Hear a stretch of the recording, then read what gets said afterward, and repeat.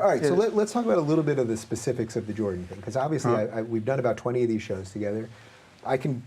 Oh yeah, so you've been on a major tour with him. Yeah. So and we're I came home now for just like 2 or 3 days, and then we head out again.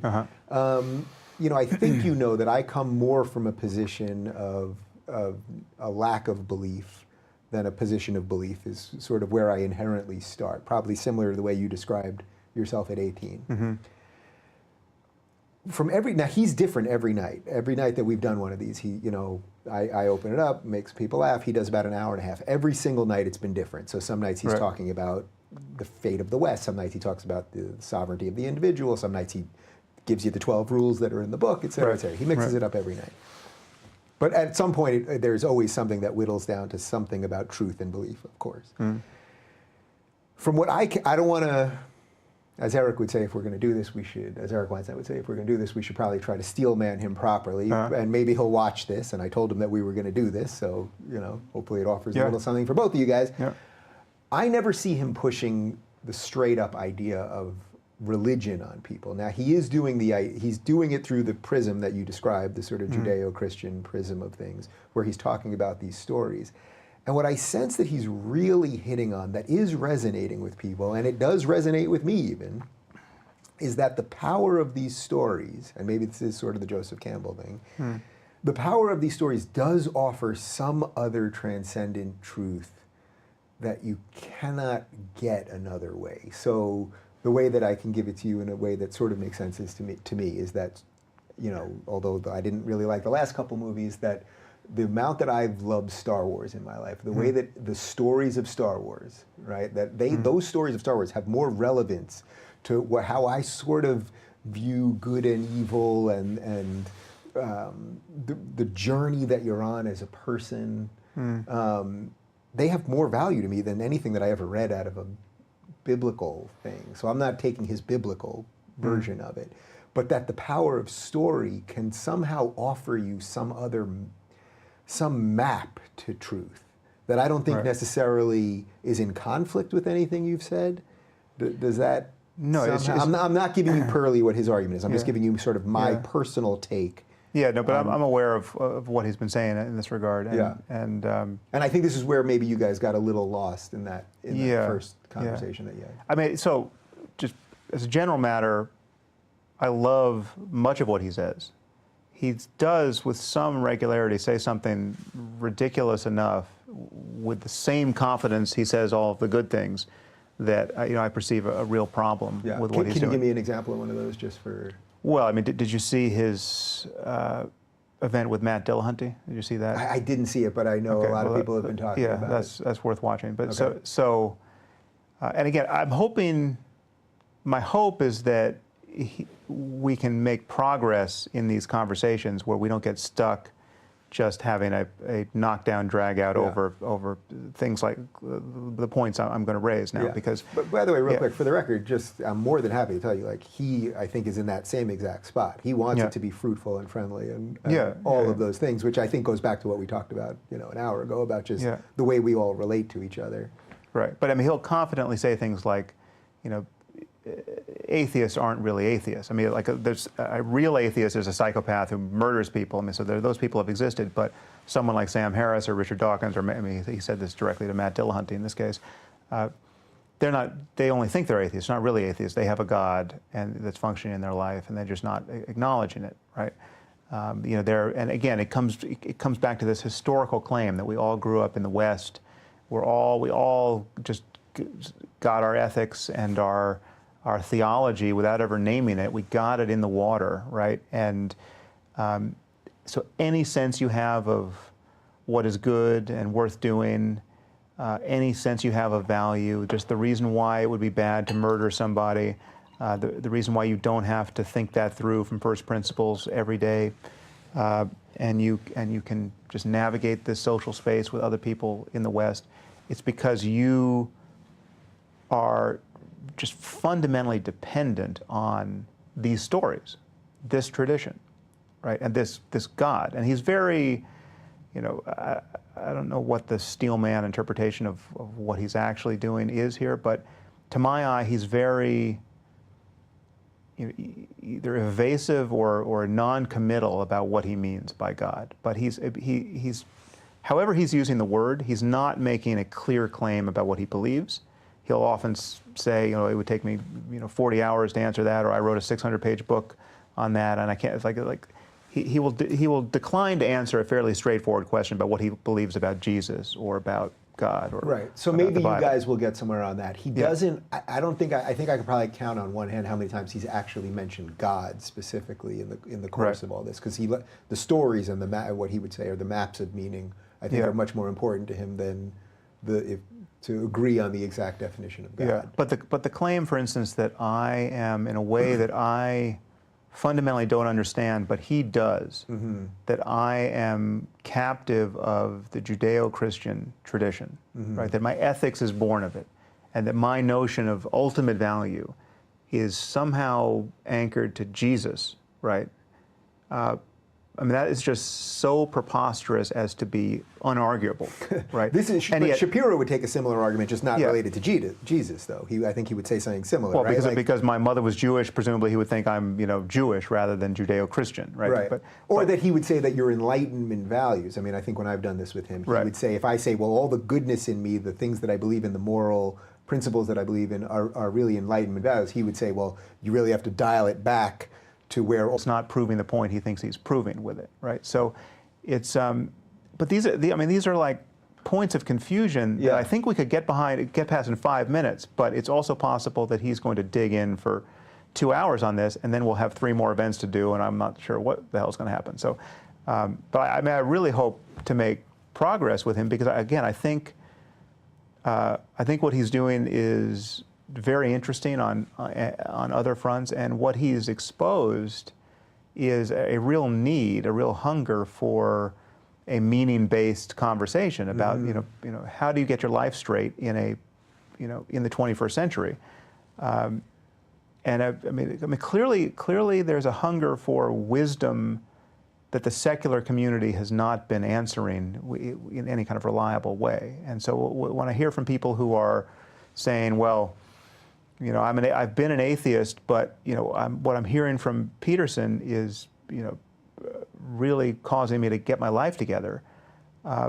That just tells me that, it's no surprise. I've said this about atheism ever since I was talking about atheism. Yeah. Atheism is not a philosophy. Atheism is nothing. Atheism is just a denial of the false certainties of religious people. It's like, no, there's no good reason to believe in Poseidon, and there's no good reason to believe in Yahweh. That's atheism, right? So atheism doesn't give you anything that makes you live a meaningful life. And that's not, but the thing is, contra Peterson, that's not a knock on atheism. That's all the atheism. Atheism is just not being convinced by the bad evidence and arguments put forward by religious people. It leaves just a space for better conversations that you may or may not have, you may or may not discover, you may or may not fall in love with science and a rational approach to the contemplative life. So in a weird way, as someone that wants to connect atheism to spirituality, the failure of whatever the atheist movement before you was, in a weird way, is kind of good, because you want to lead atheism to a future, right? Like, well, I'm completely unconcerned by atheism. I'm concerned about the future, right? But it's like, but the place where Peterson and I will have disagreed and will disagree is, I don't think he understands atheism, or I've never heard him say anything that is an accurate portrayal of what it's like to be, this sort of atheist, or and certainly many atheists I know.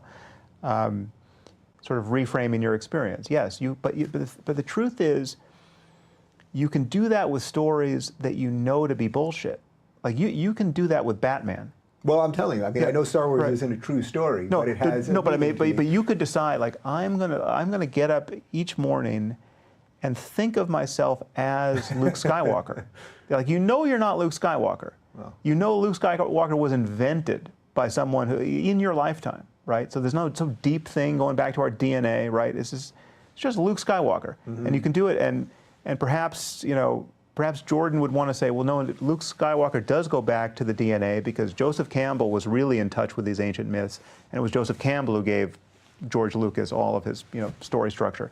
Okay, leave it aside. You could do it with that. You pick the most preposterous character you want that could still conceivably be inspiring. You know, Spider-Man, right?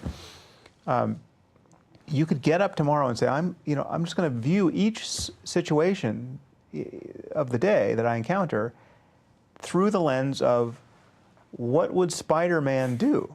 You know, how would Spider-Man act here? I'm walking into a Starbucks, right? I feel sort of vaguely neurotic, right? I'm about to meet the barista, and I'm like, having trouble making eye contact, right? I'm the same neurotic person I was yesterday. But how would Spider-Man do this, right? Like, and how would if I knew that I could just take down everyone in this place if I wanted to, and I could shoot a web and fly over a building, right? If I knew that about myself, how would I navigate each subsequent moment here? The truth of the matter is that changes your psychology. You can do it with total fictitious bullshit, right? It's a trick. It's a mind hack, right? That's the same game, right? It doesn't require it doesn't require Jung to be right about the collective unconscious. Now, you could say, well, it only works if there really is something at the the substrate layer that is ancient and spooky. That's an empirical claim that may be unfalsifiable or may be worth debating. But the reality is that stories have power, even if and some stories have more power than others, right? And we can talk about what makes a certain story more compelling or structured in a way that's more compelling. But the reality is that the mind is plastic to a remarkable degree, and our persistence in having the same mediocre experience we had yesterday is a kind of habit. And you can create other habits that are more inspiring and more useful. And yes, it is totally possible to use some traditional framework to do that, or some weird cultic framework. I mean, someone can invent a new operating system and call it Scientology or call it whatever, and gather acolytes in that context. And and this is how weird our circumstance is. You can have a malicious fraud doing that, someone like L. Ron Hubbard, who's just clearly a con man, right? And people can derive genuine benefit from it. It's not like every Scientologist is wrong about the benefit they got from Scientology. It's clearly they're not, right? It wouldn't persist to the degree that it has if everyone's just having a bad time and seeing no benefit ever, right? It would be over in a day. Well, they're sweating all that Yeah, goo right. or whatever they're doing in the sauna. So, all right, so then I think maybe we can wrap it with that. 'Cause I don't want to, I'm not here to litigate, obviously, on behalf of Jordan. I thought if we could just get some of these ideas I'm sure we'll get into out. it. So. What's the date of the first one? People would have to check my website. Is it July, or is it this month? No, it's the end of this month in Vancouver. We've got 2 shows. It's like the 23rd and 4th, I think. Yeah. And then we've got Dublin and London in July, in the middle of July. The 14th, I think, is Dublin, and the 16th is London. Could be a day off there. Well, I have him back in here on the 29th, so that'll be right in between the two. So maybe that'll be an interesting spot to kind of refresh some of this stuff. Yeah. All right. So then my final thing on this, and then we can wrap, would be: so what does it matter at the end of the day? Let's say everything you've said here is true, and a certain amount of people watching this can start going down that road and finding truth that allows them to live as presently and honestly and fulfillingly as possible. And let's say, for the amount of people that are showing up to Jordan's events, they hear what he's saying and feel that it allows them to do that exact same thing. Whether you believe that that's skimming off the top or not fully actualizing themselves, but they ultimately live a good life that is, that the life that's coming from what you're prescribing to what Jordan's prescribing, ultimately both become comparably moral, decent, good lives. At the end of the day, then, does it matter?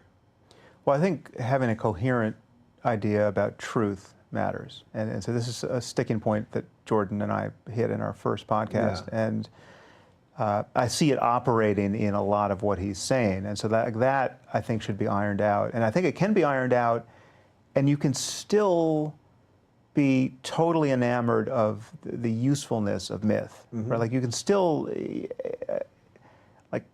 almost nothing else shifts in what he's doing, and you can still acknowledge that there's a difference between, this is what Brett Weinstein, I think, usefully dubbed metaphorical truth and literal truth, and it's only by the light of literal truth that you can even make that distinction, right? Like clearly we need those two categories, and we need to be able to say that certain things are not literally true, but they're useful, right? And certain things are just starkly false. I mean, they don't even have, they have no truth to them. I mean, someone could just be fundamentally mistaken about reality, and that could be, there's certain circumstances under which that could be useful, right? So it's like to make those distinctions is the only way to preserve a notion of truth that gets you something like a legitimate science and a legitimate error-correcting mechanism where it really matters that